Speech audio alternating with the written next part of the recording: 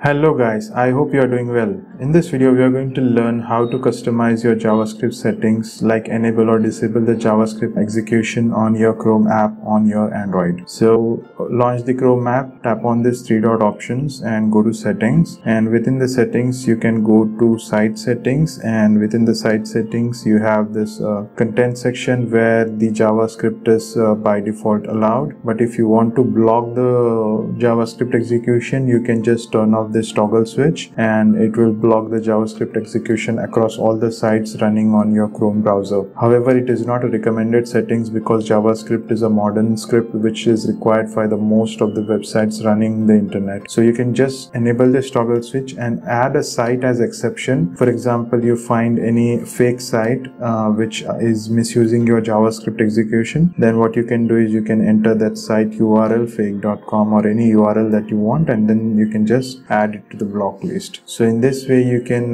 block the JavaScript and restrict a particular site or enable and disable the JavaScript toggle switch. I hope this helps. Let me know if you guys have any questions. Cheers, have a great day.